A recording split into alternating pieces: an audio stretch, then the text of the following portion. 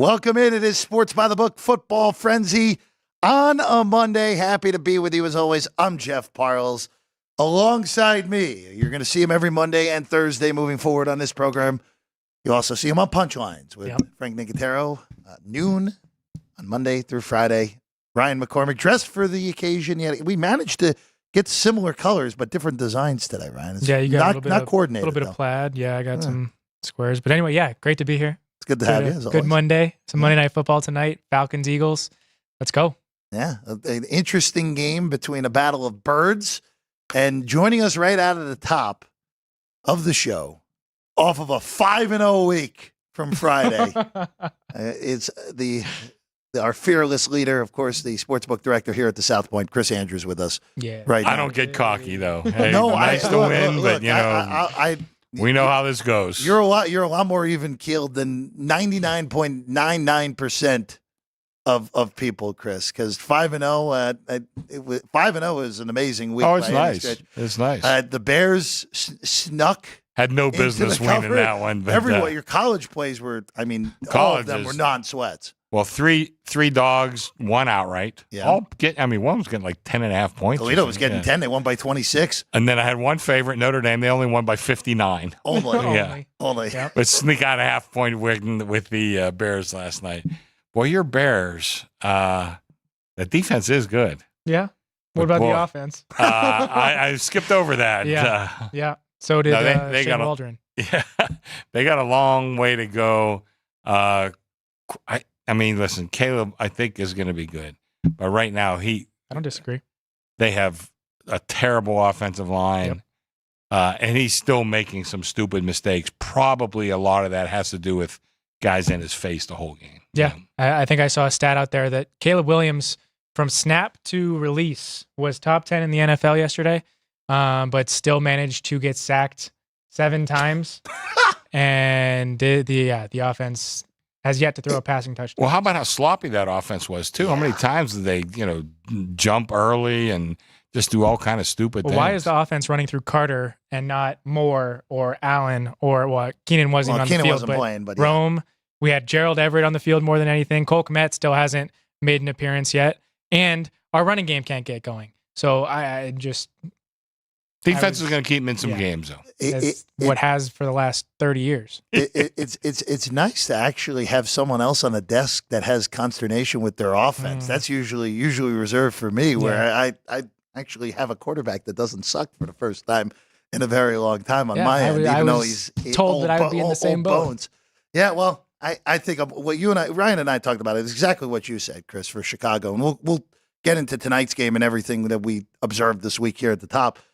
With that game last night, those middle 3 interior linemen for the Bears are awful. Center, right guard, left guard, awful. I think their tackles are okay, actually, but those interior linemen got crushed all night long. And like you said, Caleb Williams made a whole bunch of bad decisions. He did. With people right in his lap the whole night. Houston was pretty lucky to win that game because they were playing a real offense last night. They probably lose with how sloppy they were. Yeah. Only having 19 points in a game where, quite frankly, they should have been in the high 20s, but like you said, Bears defense, pretty good. Should have had a pick 6. Yeah.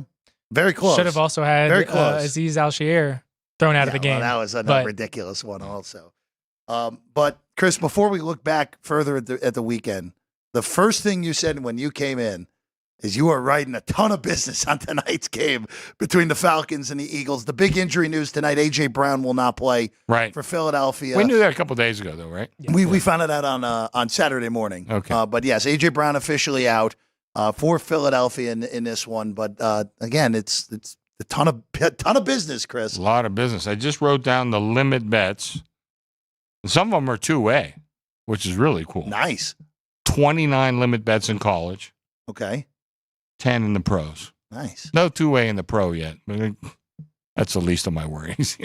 But 29 college limit bets. So like I said, a couple of them are two-way action already early in the week. So that's for this upcoming week. For this upcoming week, and like we said, and they mentioned it last week on the early morning Sports by the Book. I mentioned it. Kenny and Alex mentioned it again this morning. We put up some different numbers, and listen. Sometimes my leans are right. Sometimes they're wrong. But come with the cash, and I'll take it from there. Is all I gotta say. For tonight, though, Falcons were 6.5 point dogs. Now it's 5. Yeah. Total was as high as 48.5. Has come down 2.5 points to 46. We had this discussion on Friday, Chris. For Atlanta, all starts with Kirk Cousins, who could not move at all in his first start of the year. I broke the pocket twice. They didn't run a single play action pass. No plays from under center. That's what made Kirk Cousins a top 10 quarterback at times when he was in Minnesota. Well, I'm down to 5 tonight. I really don't understand the play. Now, I know A.J. Brown's out. I get that. But I thought, like, if the game went to 6, that would have been an appropriate response. And here I am down to 5, and I see no slowing down yet. I mean, all the wise guys and the public, surprisingly, is on Atlanta. So looks like I'm going to go in needing Philadelphia tonight, and I'm okay with that. One last thing on this game. Ryan and I will give our picks a little bit later as well. Just with Philly last week, where that first quarter was awful against Green Bay. Mm-hmm. And then their offense looked great the last 3 quarters of the game. Yeah, there was weirdness in that game with it being international. But for Philly, with 2 new coordinators, as we talked about off season long, a head coach that seems to be a product of said coordinators, especially with how his coordinators in the Super Bowl team have looked so far in Indy and in Arizona. This is a very important early season game for them, especially with the way, I mean, my goodness, Dallas is still giving up points to New Orleans as we speak right now. Well, there's a lot of crazy stuff that's happened already this year, and I know we seem to say that every year, but this certainly no exception. You got Baltimore 0-2. Yeah. Could be looking at 0-3, going to Dallas. Going to Dallas. And I know they're a slight favorite, and I know Dallas has been exposed. They are shown to be perhaps a paper tiger. But still, should they be a dog at home? I'm not so sure. I don't know. But I mean, there's a lot of some weird stuff out there that's happening. But I can't remember where we're going with this. But I like Philadelphia tonight, and I think that it is a big game. But I think Saquon Barkley was probably. I mean, it's early. We're, 1 game into the season. They haven't played their second game yet. But I think he's a huge addition, maybe one of the best additions. I wasn't going to say maybe Travis Henry, but where was he yesterday? They didn't use him at all in the fourth quarter when they really should have been icing that game at that point, and they didn't. I don't know. I think Saquon's really going to make a big difference in that conference. It looked like a 2-team race. Man, like I said, I'm Lions, not. Niners, yeah. I'm sorry. I mean, in the division, I should have said. But I mean, it looks like the Cowboys. I don't know what the hell's going on there. I really don't. I think they have some real superstars, and then maybe not so good of a 53-man roster. You tell me the Commanders and the Giants? No, I am not. No. That was the funniest game of yesterday. You know what? There's 10 games. You've been in my office. I only have 9 TVs. That one was selected to not make the screens. Okay. Carolina. So you enlighten me. I didn't watch that one. Well, that was Washington did not get stopped, but they only kicked 7 field goals. Okay. The Giants become the first team in NFL history to score 3 touchdowns and not allow a touchdown and lose in the NFL. Wow. No kidding. Okay. Graham Gano got hurt on the opening kickoff, so the Giants missed all 3 of their extra points because of it. So, yeah, you had some ridiculousness there. I do want to go real quick, Chris, and you don't see this very often this early in the season, but former number 1 overall pick Bryce Young is benched for week 3. Forget, if this was November, it's one thing. It's week 3, and they're already pulling the plug. They're going to the veteran Andy Dalton. And Chris, the bettors, not surprisingly, been on Carolina since the news came down this morning. You guys are at 6. There's a bunch of 5.5 in the market as well on this, where, quite frankly, I'm not surprised one bit. I changed Carolina 2 points to the positive. You and everybody else. Because they took 7, 6.5 off me. They didn't take 6 yet. I mean, let's not forget, it's still Carolina, and I do agree with the quarterback move, of course, but that whole franchise is just terrible. And Tepper, who's a Pittsburgh guy, and from right down the street from where I used to live, he has done everything he can to ruin this franchise. And, you know how some of these guys are. I've ran into a few of them in my life. They make $1 billion in one field and think that carries over to everything they do is going to be a magic touch. Well, he forced this quarterback on the old Colts coach. On Frank Reich. Frank Reich. Yeah.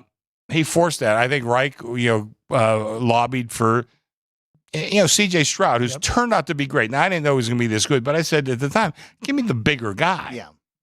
And Bryce Young, I don't know if it's just the size. It seems like it's probably the biggest thing because he's running for his life back there. But the franchise is terrible. So I am going to take bets. So if they want to come in and take the 6, that's fine. But I do agree with the move on the value between the two quarterbacks. It's probably at least that much. Well, with them going against the Raiders this week, is that any kind of letdown spot for them? Coming off the win against the Ravens, and then you get to face the worst team in the National Football League? Maybe. Can you ever think of the Raiders having letdown spots, though? But they did have a big win, But I'm not, listen, I was impressed, actually, with Gardner Minshew, the way he played, certainly that second half. You want to have fun with numbers real quick, Chris? Shoot. There's only been one quarterback in the NFL that's gone north of 250 yards in both games so far. And it is Gardner Minshew. He's the only one who's thrown for. There were a lot of stats out there because there's 20 less touchdown passes so far through 31 games than there was through the first 2 weeks last year. You have, again, teams struggling on offense all the way through. The Saints, the only team that seems to be functioning right now at a high level on offense, is on pace to shatter the NFL record for the most play-action plays in NFL history. Run 41% of their plays so far have been play-action. 47% of their plays have had pre-snap motion. So they've done totally different. The NFL average, by the way, on both of those numbers is in the low 20s. Well, I might have to look at this, or maybe Ryan, you might have some of the numbers in hand.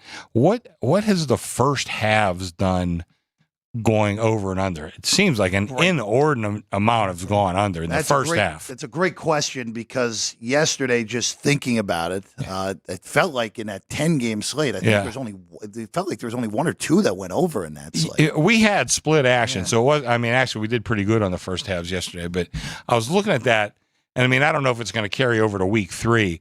But, there's a lot of moving parts here, and I'm wondering, did the lack of preseason play from almost any legitimate quarterback out there and surrounding that, any legitimate offense, what has that done to these early season passing totals and all that sort of thing? And it seems like maybe some of these teams are getting it in the groove a little bit in the second half, so maybe it won't carry over to week 3. But had you been betting these first halves under, I think you'd have done really well week 1 and 2. Just by my rough count, and I just have to double check my work here, just doing this quickly. Obviously, New Orleans and Dallas went over. Yeah. Seattle and New England went over in the first half as well. That was the lowest total on the board, and that was 30 total points in the first half. I don't remember that's actually that's 21 in the Giant Commander game. I think had to be under. I think that really that was a low total. That was 21. Oh, I'm sorry. You're right. I'm sorry. That was. I was thinking. No, I'm sorry. Yeah, I think that's dependent on where you got it. Snuck under. We'll have it back there. Yeah, we'll double check it. But 21, Cleveland went under, Chargers went under, Raiders, Ravens went under, Jets, Titans went under. So, a very limited amount. Yeah. Am I predicting for week 3? Maybe not. I don't know. But there's something to keep track of for next year. Yeah. If it's the same, mantra for how they play the preseason games, keep that in mind for next year. But certainly the first halves, I'm probably bet a lot of the games in there, but the first halves for sure. Before we let you go back to work, Chris, I want to just go over to college real quick. Okay. Because the biggest thing for me this weekend was, forget Georgia struggling with Kentucky. They basically do that once a year now, where they completely. It's still a conference game. I mean, Kentucky was nowhere near as bad as they showed last week. I 100% agree with that. And Mark Stoops' decision to punt on the 4th and 6 at the plus 42 with 3 minutes to go was so bad. And of course, they never got the ball back, which made 100% sense. Oh, actually, they got it back with 2 seconds left. I'm sorry. Not quite as bad as Sean McVay kicking deep with one timeout and 150 to go against the Steelers yesterday, but still pretty bad. Texas that's where I want to start. I want to ask you about, because Quinn Ewers goes down. Yeah. And Arch Manning comes in and looks incredible. Yes, he does. Incredible. Almost to the point of like, whoa. Quinn Ewers was properly the Heisman favorite at a lot of shops entering week 3, and he might not even be the best quarterback on his own team. Well, one guy said, if Arch Manning comes out this year, does a guy that doesn't even start get drafted in the first 5 picks? I think that's if he were eligible, 100%. Might be, maybe. But that was the biggest thing for me this weekend, because Ohio State didn't play. Right. Georgia obviously messed around like they did, but Texas. I mean, look, we've had these reservations about this program until they finally have showed it for more than one season. And boy, I know that Michigan's not what we thought they were. The other 2 opponents have been lacking, but they're just running people out of the building with that talent they have. Well, I sent you guys my top 10. I got them on top. Yeah. I mean, I've had questions about Sarkisian, but, like a lot of things in life, people learn. People learn. And what he was in Washington, what he was at USC, it looks like he's kind of moved past that now. Maybe spending a year with Nick Saban can do that to you. Look, it helped Lane Kiffin. It helped Bill O'Brien.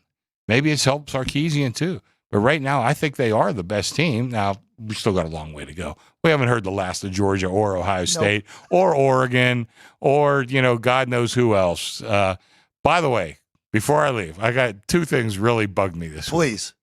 Shedeur Sanders. I mean, with the non-handshake. Yeah, I mean, showing the watch last year, and I mean, I don't like his. I never liked Dion, and so far I ain't too crazy about his kid either. But he's young too, and maybe he'll learn. Here's the other one that really got me. Tennessee's up 30. Oh yeah, they onside kick against Kent State. I mean, come on, that's a scumbag move. That's a scumbag. I thought that's and. They didn't help themselves any last week either. It's my lowest rated team of all time. Well, they play Penn State this week. Yeah, I hope that doesn't raise them in the rankings. Well, I will say Tennessee, that was the one where Tennessee put the total over by themselves in the first half also. I was terrified they weren't going to play the whole 60 when it was that outlandish. Yeah. And they actually did, which was surprising. But I will say this, Chris, knowing Josh Heupel and spending time around Heupel, because Heupel was Mizzou's offensive coordinator when I was covering the team, that onside kick didn't surprise me one bit. Let's just go with that. That was such a scumbag move. So bad. One more quick observation. I know I'm kind of over my time a little bit, but you can see the disparity right now in the top programs, the like MAC programs and stuff like. I think the better programs are picking off any MAC kid, even a kid. Maybe he's not going to Ohio State. Maybe he's at Purdue. And look at Indiana, what they've done. So I think a lot of these mid-major teams that have a player that they've developed, I think they're going to be losing. I think they've already lost them already. Mm-hmm. And me, just all these years, I'm kind of a dog player. Boy, be careful. I'm not saying just go out and lay every favorite, but you're going to take big dogs. I think I have Penn State 50 this week, and nobody's taking a bite on the plus 50. I can tell you. I mean, like last week we talked about it on Friday. Miami of Ohio and Cincinnati was another one where, I mean, Cincinnati is a pretty bottom tier Big 12 team, and they won that game pretty handily. Yeah. By the way, I know you're not a Pitt or a West Virginia guy. I know you're a Penn State guy, but I'm still aggravated that West Virginia managed to blow that game 2 days later. That was wild that they blew that game the way they did. Yeah, but I have questions about the coaching on that team because I think they should be a little bit better than they've been. I agree with you. Big test this week when they play Kansas. We'll see what happens. A pair of 1 and 2s of teams that should not be 1 and 2. Both of them, I thought, are disappointing. Yeah. Well, I will say we love Lance Leipold on this show. We do. And I'm not going to let 2 games. No, I will. I will say this: he does miss Andy Koltanecki a little bit. You think so? I think. He does. Yeah. I think he does because his replacement is. This was a miss in my handicap preseason with them. Jeff Grimes, who's now the offensive coordinator, formerly a Baylor and was run out of Baylor. Mm-hmm. Not Art Briles style, but with just not producing for that offense. Yeah. We'll see how it all plays out. Okay. Thank you as always. All right. Should be fun. Have a great show, guys. Thank you, Chrissy. You got Vinny later, huh? We sure do. We got you both. You got bookended with the two old guys. Yep. Let the young guys carry the middle of the show. Okay. Absolutely. Chris Andrews, everyone. We'll keep it right here, Ryan. Let's go into tonight. We'll give our thoughts, and then we'll give a few of our thoughts from the week that was in the NFL and college football, and we'll each have our college football top 10. I can tell you my list is kind of similar to what Chris has at this point, except for a few changes at the back end of the top 10. So tonight in Philadelphia, Eagles are 5 against Atlanta. Yep. We mentioned it before, 6.5 down to the 5, 46 at the total currently, 48.5 was the opener. So under and dog has been the action so far tonight in this game, Ryan. Yeah, I'm on the side of the favorite. I know it is the first time we are getting to see this Eagles offense without A.J. Brown since he's been an Eagle. But I liked the way that Jalen Hurts and the Eagles offense looked against the Packers. And I did not like the way that the Falcons looked against the Steelers. They couldn't move the ball all that well. They managed to only put up 10 points on the Steelers offense. So again, here the Eagles are my side in this one. And we'll touch more on plays in a bit.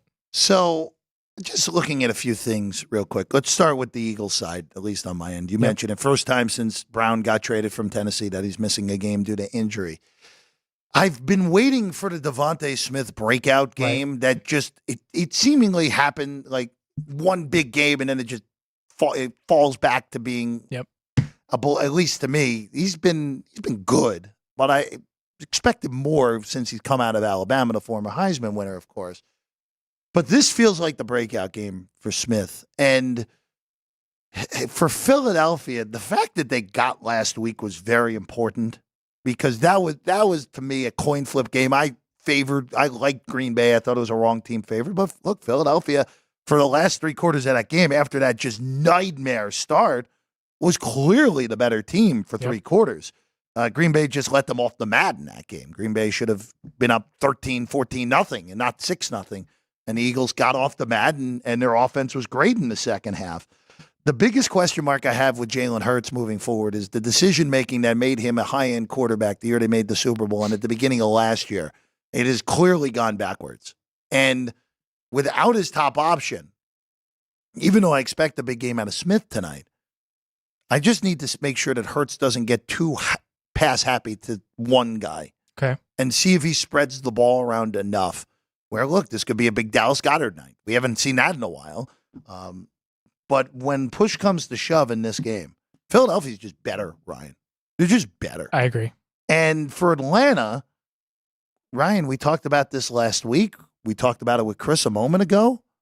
Kirk Cousins can't move. Yep. And if that version of Kirk Cousins we saw 8 days ago losing to Pittsburgh in a game the Steelers didn't score a touchdown in, if that's what he is at this point, here's what Atlanta has after tonight. And they're an underdog tonight already, as we know. They host Kansas City next week on Sunday night. Good luck. Underdog in that game already. Then they have 4 of the first 5 at home, which is a good break normally. Yep. But then they play New Orleans and Tampa, who are both 2-0. New Orleans is the number 1 offense by a wide margin in the NFL so far. And Tampa, even though they got dominated in the box score yesterday, Baker Mayfield made the plays when he had to and Jared Goff didn't. And the defense was opportunistic, turning Goff over twice. Atlanta's staring 0-5 in the face. Yep. And if Kirk Cousins is not healthy, we could be talking about Michael Penix Jr. by week 6 when they go to Carolina, where, of course, newly minted quarterback Andy Dalton now there in Charlotte. Yeah, no, that's a great point. And we may very well see Michael Penix Jr. versus Andy Dalton in week 6. How about that? Yeah, that crazy matchup. But so looking at stats in this one, Jalen Hurts, the Eagles have won their last 2 home openers, and this being their home opener technically for this season, being that the last game was in Brazil. But the Eagles in the last 3 seasons, with Jalen Hurts as their quarterback, are 18-7 at home. The Falcons on the road the last 3 seasons are 17-8.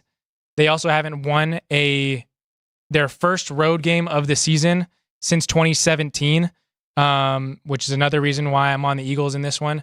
And Kirk Cousins, we all know about him in primetime games, but on Monday night, he is 3-10 against the spread and has thrown an interception in 9 of those 13. So his interception prop is -130 around town. I do have a play on that one. What do you think about Jalen Hurts to throw a pick? That one's even money.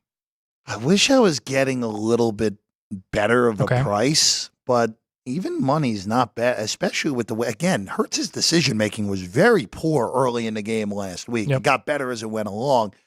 I don't mind that. I wish I was like plus 105, plus 110, but even money's not terrible on Hurts to throw a pick. What's Cousins to throw one tonight? Cousins to throw a pick is around minus 140. Yeah,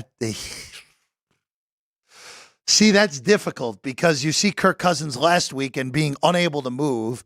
Now, Pittsburgh has an elite pass rush. We know that. Philadelphia's pass rush is good. It's not quite what Pittsburgh has, but it is still a good pass rush. Okay. And Bryce Huff, by the way, their big offseason acquisition was invisible last week. Did nothing. Only stat he registered was a half of a tackle, not even a sack. And he only created pressure on less than 3% of his plays, where Huff was a top 5 guy with the Jets last year, creating pressure against the quarterback.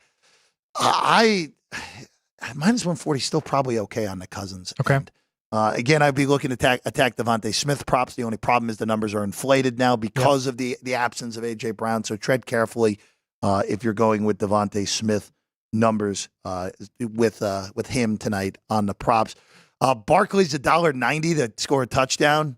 That's too much for me to lay, even though he's probably okay there. His rushing total is 77.5. What do you think there? That sounds about right. That sounds about right to me. And again, you're a bigger prop player than I am. I really just pick my opportunities. Like yesterday, I was on Zach Charbonnet to score an anytime touchdown just because a book out there had the wrong price. Okay. Like he was priced like a backup running back, not like the starter. Sure. Where the books that had him priced as a starter had it about minus 130. I got plus 150. And Charbonnet naturally scored yesterday. Those are really the props that I really try to hop on, where it's get some anytime touchdowns that are mispriced, or at least I think are mispriced. You have the prop sheet from the South Point here. What do we have, as always, Ryan? What is the defensive or special teams touchdown prop here tonight? Should be on the right side. On the right side, yes. Will there be a defensive or special teams touchdown? Yes is plus 250, and the no is minus $3. So you get both of them together. You get both teams instead of having to do the individual team thing, which most books do. Man, if I was getting $3, I think I'd go for it. Plus 250, it's just good line. Good line to make it just tough enough for me. So I would stay off of that. At that number, if we get the $3, if somehow got the $3 by kick, I think I would go for it. It is a whole scenario where Kirk Cousins looks, if that's what he is, I cannot stress this enough. If that is the version of Kirk Cousins that Atlanta has, they are screwed. Yes, they are screwed. Yes. Forget just tonight. They're screwed this season because then Penix, then you might actually have to go to Penix because Cousins can't perform. Yep. And that's a scenario where you're looking, again, 0-5 in the face before that epic shootout with Carolina in their 6th game, Ryan. All right, so since we're right here in the conversation. Yeah, please. Will either team score 3 straight? Oh, everyone's favorite bet. All right, what do we got, Ryan? Minus 175 for the yes, plus 155 for the no. I mean, I'd only bet the yes in that. We've had this conversation. Right there. Yep. We have this conversation every Super Bowl, Ryan. Public bettors love betting the no because it's a plus price, and it must be hard to score 3 straight times in a game. There's a reason. There's a reason that's always priced like that. Yep. It happens a lot more than it does not happen in the National Football League. And then one final prop question for you: longest field goal made. The South Point has it set at 46.5. I've seen it at 47.5 as well. Younghoe Koo only kicked 1 field goal last week. It was between 20 and 30 yards. And Jake Elliott kicked 3 last week, none over 40. Weather is spectacular in Philadelphia tonight. 70 degrees, light wind. You cannot do much better for Philadelphia at this time of the year. Okay. With that said, I would probably go with the over still. Okay. I would still go with the over. Even with the positive weather report helps me out there. You're dealing with 2 guys who are very good kickers and good long range kickers as well. Elliott, I would argue, other than Butker, is the best long range, and Zerline. Those are really the 3 best long range guys for me. I mean, that kick Elliott made against Buffalo last year is still one of like the best kicks I've ever seen. 57 yards in that weather was insane. So Elliott is 14 of 15 from over 4, or was 14 of 15 from over 40 just last year. Yeah, so he's money. Yep. He's money. Again, after seeing Fairbairn last night, and by the way, if you take Cade York out of the kicking stats this year, Ryan, kickers are at 95.7% so far. Are the 4 point, you said 90, what was the percentage you said? 4.3 it misses. So so far. 95.7% is all kickers Justin are Tucker? outrageous so far if you take Cade York out, who missed all of his kicks again and then got cut immediately by Washington. And then his replacement, Austin Seibert, was perfect yesterday, 7 of 7. It's pretty funny. Justin Tucker actually leads the NFL in missed kicks right now, which is exactly what we all expected. But kickers are so outrageously good at this point. I mean, Fairbairn last night, nailing everything for 50. Even Santos, a guy who historically doesn't have a leg, make 2 50-yard pluses last night. Yeah, hit the camera too. Yeah, and that should have been worth double. But yeah, no, it's this will be an interesting game tonight. Ryan leaning the way of the home favorite. Yes. I would agree. Now, I might even look for a dance partner next week and money line the Eagles and just get my week going with week 3 on a money line parlay. That would probably be another way. That's not a bad way to go about it. I would look to do it as well. We'll get into some games in a little bit here on the show. All right. Some quick week 2 takeaways before we go through our college football power ratings, our top 10. The New Orleans Saints had the second most points in NFL history since the merger through 2 weeks. The only one that has more, the 2009 Saints. A team won the Lombardi, the only championship in franchise history. They had 94 points. This team is 91. The 71 Cowboys. 71 Cowboys, the other one. They are even a point ahead of the 2015 Broncos, and they're well ahead of the 07 Patriots as well through 2 weeks, which is saying something. And what did all 4 of those teams have in common? Go for it. They won the Super Bowl. Well, not the 07 Patriots. They won their conference, went on to play in the Super Bowl. They all got there. Yes. Now, I'm not saying New Orleans is going to make a Super Bowl or anything like that, but this is the type of thing early in the year that gets your attention. Now for the grain of salt part of this. The first game is against arguably the worst NFL team I've seen in 5 years, since 2020, where the Jets and the Jaguars were both equally pathetic in that season. Carolina is worse than they were a year ago, which is basically impossible. And Dallas, look, Chris kind of said it. They have a lot of great individuals, but for whatever reason, you see this happen way too often with them, where they just throw out an absolute clunky disaster. And that was every bit of a disaster yesterday as a 6.5-point favorite, losing by 25 points, Ryan. Yeah. I mean, I don't know. I don't know what to say about that one.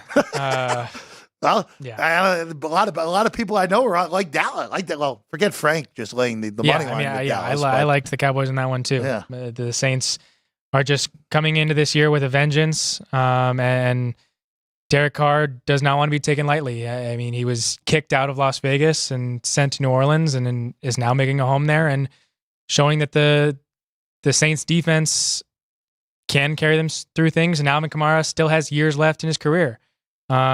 Yeah, I mean, 4 touchdowns. Did you happen to watch Punchlines today? I caught a little of it, Ryan. So Alvin Kamara, it's his second game scoring 4 touchdowns from scrimmage. 5 other players in NFL history have done so, 4 of which are all Hall of Famers. Just to kind of put in context how good Alvin Kamara has been for the Saints and kind of the trajectory that his career has taken, and he's lasted so long as the Saints starter.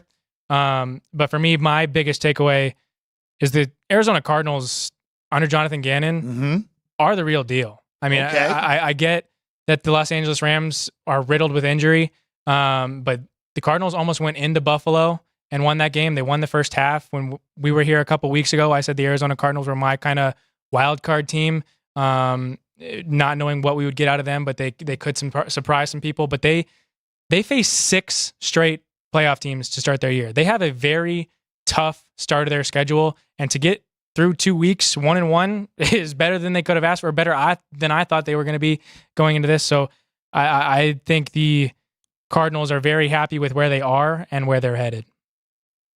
I just want to take the flip side of that game real quick. The Rams are just eviscerated with injuries, and it's only week 2. Yep. Cooper Kupp likely to go on IR, and re-injured that ankle that gave him problems over the last few years.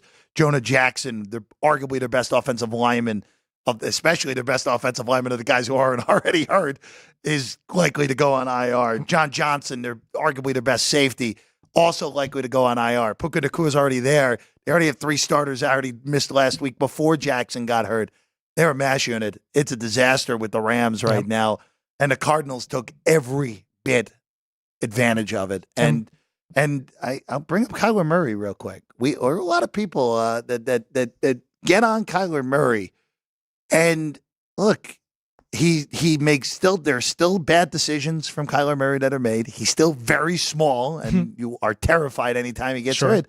Well, and Kyler Murray's on. Kyler Murray's a top 10 quarterback in this league when he's on. Now, he's not on enough to be consistently put there, but he was incredible yesterday. Marvin Harrison Jr., wasting on my fantasy bench yet again, had a humongous day and became the Offensive Rookie of the Year favorite yesterday in most books. So that was an interesting one. One other game I want to bring up real quick, Ryan. And this... just the Kansas City-Cincinnati game yesterday, where questionable PI call, it was PI. I know a lot of people don't want to hear it, but it was. Definitely PI. He was there early and went through him. It just happened to be that it's the team that everyone is convinced gets all the calls, but it was the right call. Chiefs win on a 52-yard field goal from Butker at 26-25. I just want to bring this up more so from the Cincinnati perspective than the Kansas City perspective, because there were fluky turnovers in this game on both sides that kind of made it as even as it was. Joe Burrow looked healthy yesterday. And the biggest concern you and I talked about last week with Cincinnati is Joe Burrow did not look right. And the fact that Joe Burrow now, maybe that was just the fact that they always do that nonsense in week 1. They look awful. But Burrow looked healthy. They do need T. Higgins back because lacking another real threat. And I know Iazovas had 2 touchdowns, but he had a grand total of 7 yards, and both of his catches were touchdowns. They really need a second threat. Gesicki, had a good game, but again, if he's your second threat, you're in trouble long term. Chase was shut down by McDuffie. They need more from their skill position players. But Burrow being healthy is a big step in the right direction for Cincinnati, especially in a division where Pittsburgh is undefeated and they have no offense. Cleveland is 1-1 and they have no offense. Both of those teams won more yesterday because of the opponent more so than their own doing. Bo Nix, now that Young is on the bench, is the worst quarterback going, non-Malik Willis division. And the Jaguars can't seem to get out of their own way. That's a coaching staff that should have been fired last year, and they're paying the price for it right now. And Baltimore's 0-2. And Baltimore has to play Dallas and Buffalo the next 2 weeks. Oh, and then, by the way, they play Cincinnati after that. Yeah. So there's a real opportunity Baltimore could be staring 0-5 in the face, as ridiculous as that sounds. Yeah, I don't know if the Bengals are going to be in that same boat. I mean, because if you look at their upcoming they got schedule, Washington and Carolina. Washington, Carolina, then they host Baltimore, and then they go to the Giants and to the Browns. So, that seems more favorable than not. Cleveland does have their number in Cleveland for whatever reason, though. So but Cleveland's got bigger questions to worry about as well. But we had talked about it last week, not knowing if Joe Burrow was going to be healthy, and if that rest was still going to give him issues. But they almost went into what would have been Burrowhead and did it again, but they didn't. And Harrison Butker gave him the game winner, and the Chiefs are in prime position to be the 1 seed in the AFC again. Yeah, again, the AFC-wise, just real quick, and then we'll go over to college. AFC-wise, Kansas City, clear. They're going to win the AFC West yet again. Yes. I know there may be some that may argue, the Chargers could pop an 11-6, which they might. Their schedule's easy enough, but I don't see Kansas City getting caught. The Bills have gone from overrated to underrated all of a sudden. Yeah. That's a nice test for them on Monday night coming up next week, where they host Jacksonville. Jacksonville, desperate 0-2 team. Buffalo 2-0 with seemingly things going their way the first 2 weeks. And then the AFC South, Houston's there 2-0. They weren't impressive last night, but they're 2-0. Yep. And that's all you can ask for if you're the Texans. And then The AFC North, Pittsburgh's 2-0, but I'm not buying them one Somehow. bit. Sorry, Frank and Chris. This is a pretty classic Tomlin start where the offense looks awful, but take full advantage of weaker opponents, and credit to the Steelers for doing so in the first 2 weeks. All right, we'll take a quick break. When we get back, college football power rankings for both of us, and Vinny Magliulo gives you the final scoop on what's coming your way for tonight with the Falcons and the Eagles right now, still 5-point favorites right now, Philadelphia, with a total of 46.5. We'll tell you more about it when we get back on Sports by the Book Football Frenzy.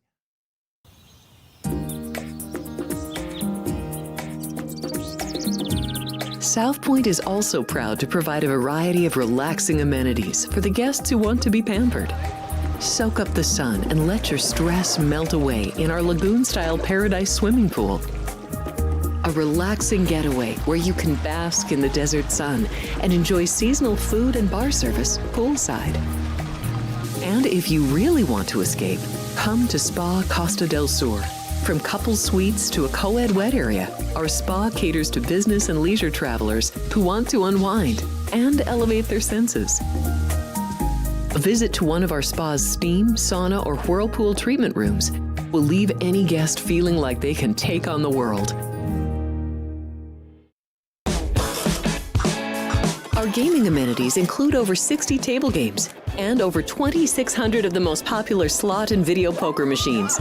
We have penny slots, including the popular Buffalo games, and real machines like Wheel of Fortune, Triple Sevens, and Megabucks. If you prefer video poker, try Deuces Wild, Double Double Bonus, or a variety of multi-denomination games.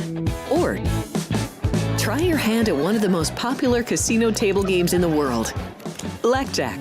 Don't let the game intimidate you. Blackjack, also known as 21, is both easy and fun. And our dealers are always happy to assist. And the best part? Blackjack always pays 3 to 2. Next, check out the roulette tables. Roulette is one of the easiest casino games to learn, and so much fun to play. It's a favorite of both beginners and seasoned players. In addition to blackjack and roulette, our casino pit features over 60 popular table games like Baccarat, Pai-Gow Poker, 3-Card Poker, Ultimate Texas Hold'em, and Mississippi Stud. So get out of your room and come join in the fun.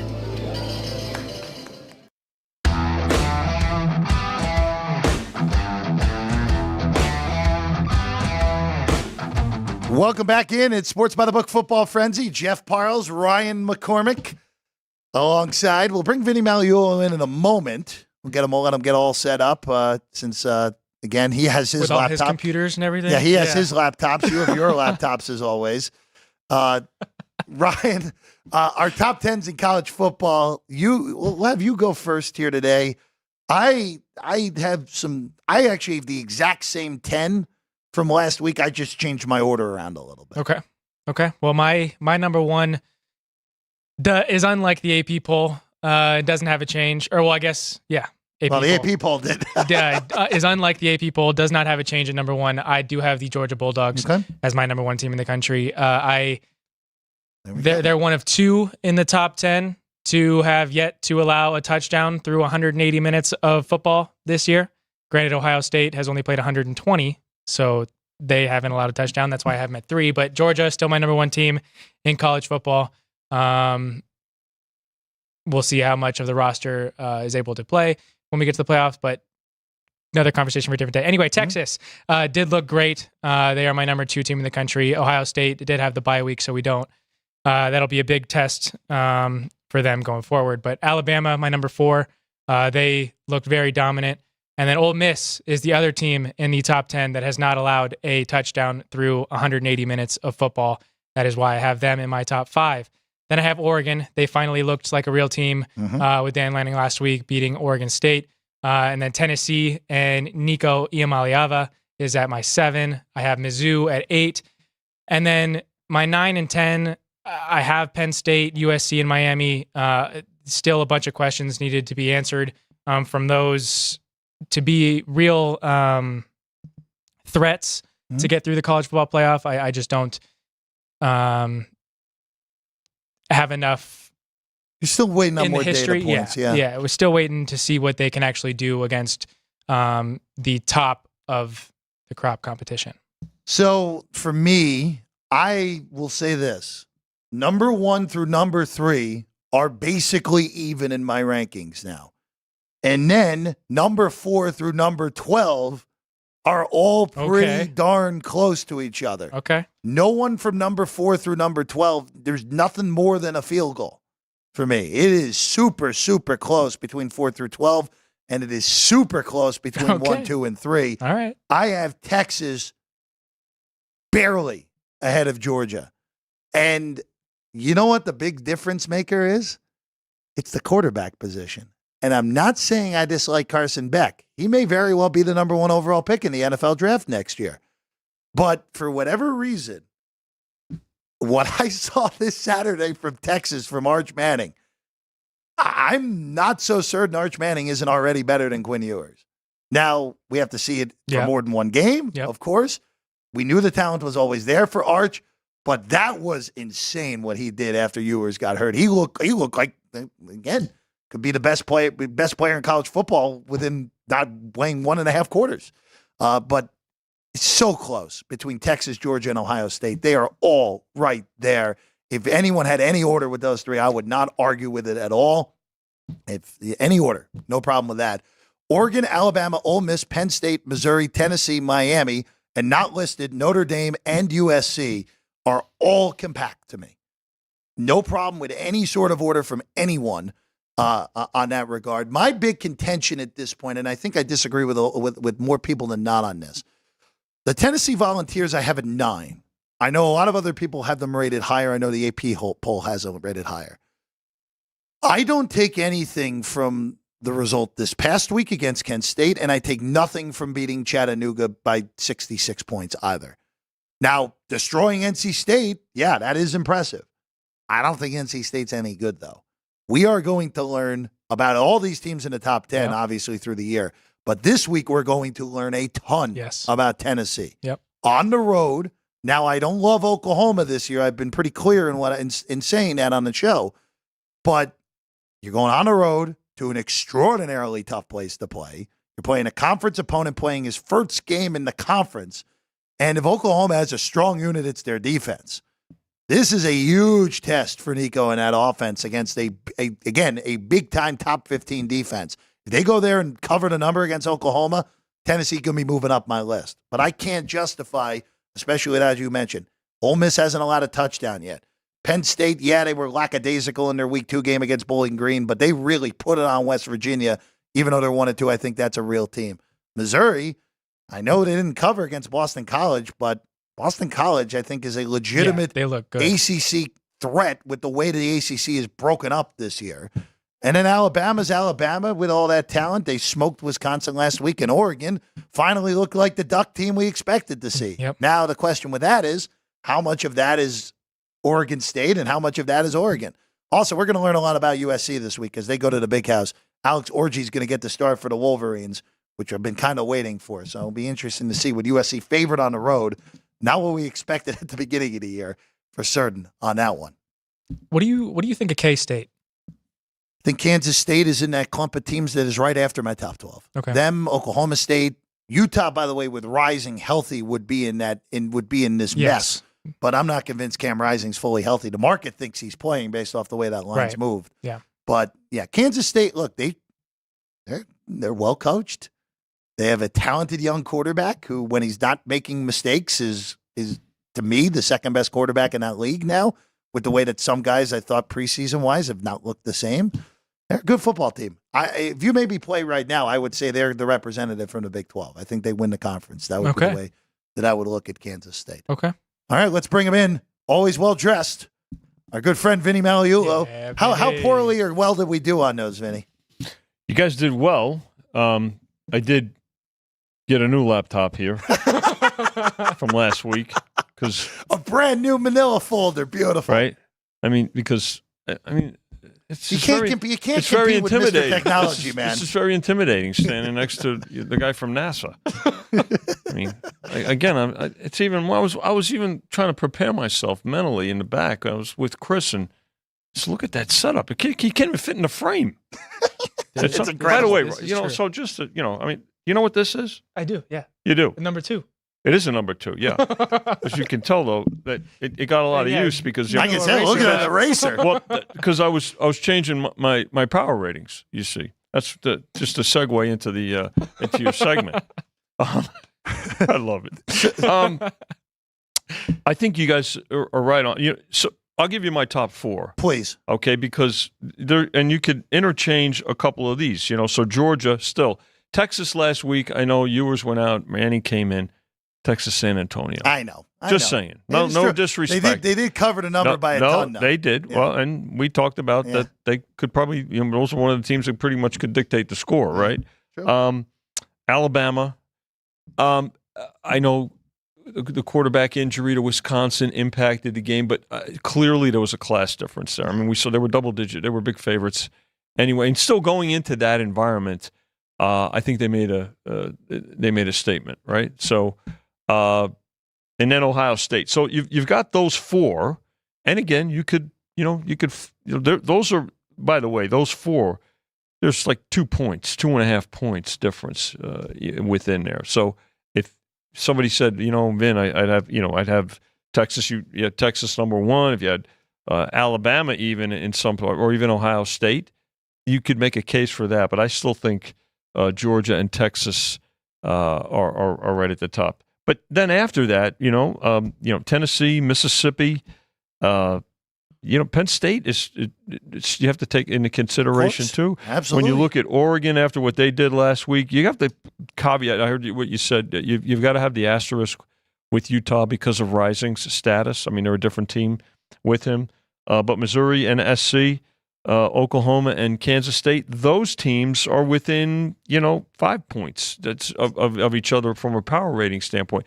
So however you've got them, let's say 5 or 6 through 10, 6 through 12, it is clustered. And again, it's the schedule this year too, with the realignment. I think there are much more impactful games. Much agreed. This was not a, we were looking at it saying this is not maybe as marquee a week as we saw in the last couple of weeks, but still you had some marquee matchups that. And I'll maintain we wouldn't have had these, even though scheduling is done in advance. I think there's this talk of conference realignment has been around for a bit. It finally, has happened and everything. But we would not see Alabama going to Camp at Wisconsin, when there's a 14 playoff guy. So it's better, and we're going to see a lot of shifting going on. And it's not the end of the world if there's a loss or 2 along the way with the expanded playoff format, just like it is the case in the NFL. So I want to bring one other point that we talked about a lot during the offseason, and because of the ever-changing rosters. You just mentioned it, and Ryan and I in our rankings were the same, where everything is like 1, 2, 3, and maybe 4. All right, compact. 5 through 14, like you just said, is all pretty even. And I think that's what why this transfer portal era, as annoying as it may be when we're trying to figure things out during the summer, it creates a very interesting mix where you have now, 5 through 4, for me, it was 4 through 13. Vinny, for you, it was 5 through 12. Yeah. It is so compact where there's so many quality teams in the top end of the top 25, where in the past, it was like, all right, maybe 6 teams. 6 teams are really a high end? Yeah. It's, look, and again, it's going to shift depending on injuries or some other things that happen. Look at Georgia was life and death the other day, but they found a way they found life. Okay. So, and credit them. Jeff, you brought up a good point, and you guys have talked. Is there a lot of the changing, the NIL and the transfer portal, right? You know why people don't like it as much? Maybe because they have to do a lot more work. Well, yes, of course. And in the NFL, where there's 32 teams, it's easier to follow. But whether you're a bettor or a bookmaker, you've got to do the work. Yeah. So that's the world in which we live. So do the work. If you don't want to do the work, well, then, roll the dice. What can I tell you? And it's going to even more with college basketball. Wow, with over 350 Division I schools. So you're going to see, when we get to college basketball, a significant change in the quality of some teams from last year to this year. And I've started to look at college basketball now and in the transfer portal in particular. And I will tell you, it's significant. And there'll be some significant changes the way some teams look. Well, just to kind of steer the conversation one way with the disparity that's rising in college football, the prop that you guys have of Ohio State and Georgia versus the field to win the national championship. I mean, you're getting 10 teams. You're getting 10 of the guaranteed 12 in the playoff at minus 140 right now. Yeah. So what do you kind of see from that standpoint? Well, I think that's a great question, and it's a great prop, and I thought Chris did a marvelous job by thinking about it and putting it up, and it's generating a lot of interest, but it's generating a lot of action too. So there's value there too, right? Because in a playoff situation, we see things. Because when it comes to playoffs, it's about current form. Who's playing really well at that time? Now, it's a completely different scenario for college football because we've not seen it. You had 3 games, okay? A team had to win two extra games. Well, what if there's a team outside of the top 4 where you're talking about almost like it's an NFL run now, right? Yeah. So significantly different. But to your point, Ryan, from a pure value standpoint, where there's 10 teams that are going to be going for you, you almost have to take a serious look at that. And now the other thing is, if there's a plus money on Ohio State / Georgia, well, you've got to take a look at that too and watch how it shifts to put yourself in the best position, right? Because let's say Georgia, you figure if they're 2 of the 4 first-round buys, they're going to be favored in their first games. So now, where's that's your money management and your forecasting comes into play too. I will say before we go to tonight's game to wrap up the college football discussion, Georgia has. Here are the easy games left on the regular season. By the way, this is a tougher Georgia schedule this year than we've seen in the last 3-4 years combined. Oh, Vinny, I'm getting to it in a second. There you go. Here are the easy games. Go ahead. They get Auburn at home, which is a rivalry game, but Auburn's can't really compete with them at this point. They play Mississippi State, who just lost by 1,000 to Toledo at home. They play Florida, who is completely non-competitive, and Billy Napier probably will not make it to the cocktail party in Jacksonville. They play UMass, and then they play Georgia Tech, who's not a complete pushover, but Georgia's much better. That's a big rivalry. And the game, obviously. And the game is in Athens. So okay, here's the fun part of their schedule. They have a bye this week. Both teams have a bye in this matchup. Georgia goes to Tuscaloosa in 2 weeks. Yes. Then on October 19th, they go to Austin. The one detracting thing for Texas in that game is they play Oklahoma the week before, which is their biggest rivalry game as their ever rivalry, of course. Then back-to-back weeks for Georgia, they go to Oxford to take on Ole Miss, who at that point, look, there could be teams that are fighting for life and death playoff-wise at this point, and Ole Miss could very easily be doing that.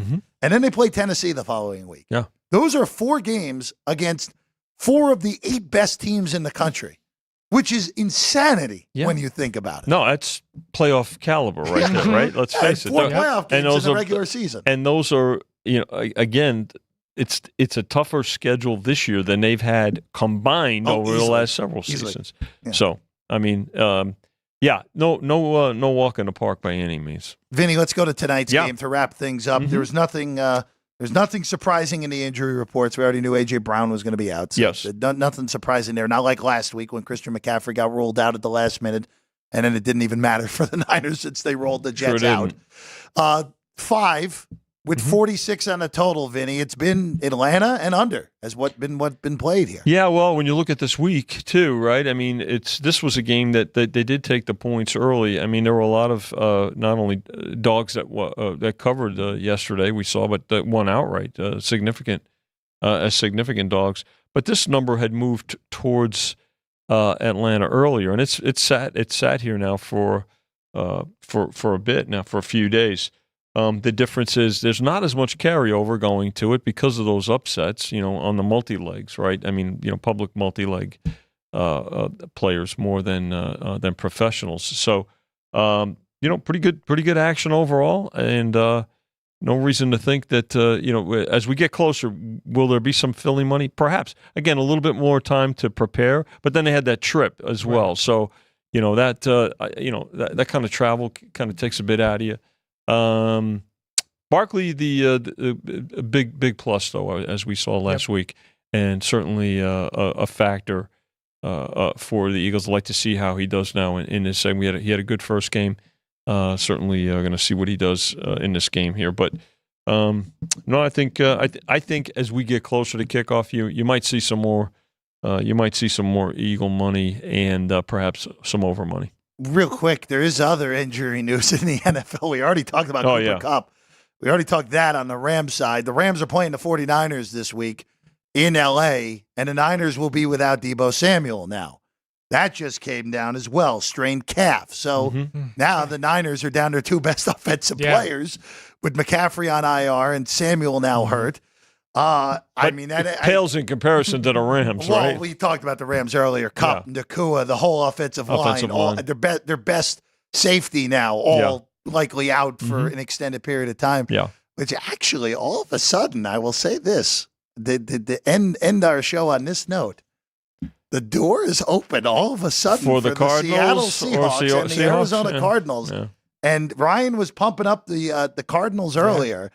I'll pump up the Seahawks here real quick. Now, I'm not saying I didn't love them coming into the year because I thought at some point Geno was going to take a step back. All he has to do is be serviceable. Now with the way this goes, they play Miami this week with Skylar Thompson more likely than not playing quarterback for Miami. Then they played Detroit the week after that, who they've owned Detroit in the regular season the last 2 years. They beat them both times. That's Monday night, right? That is a Monday night game. Yes, we determined that, where it's Will Levis against Skylar Thompson in the other one. At Detroit? It is. Yeah. Dan Campbell may realize that how many, people you have on the field at the end of the half. In that game. Yeah, that was not good. You probably will learn. But Seattle, all of a sudden, look, I know it's not been the most impressive teams they've beaten. They've been arguably the two worst teams in the AFC the first 2 weeks. But the door's opened.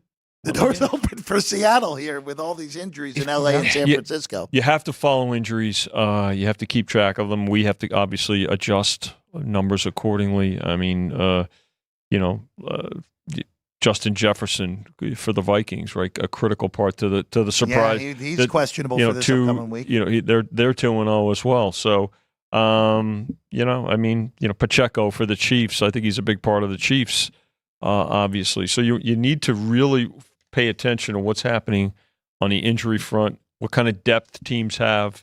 What kind of depth some teams do not have? And from our side, also really start taking into account in terms of the future book.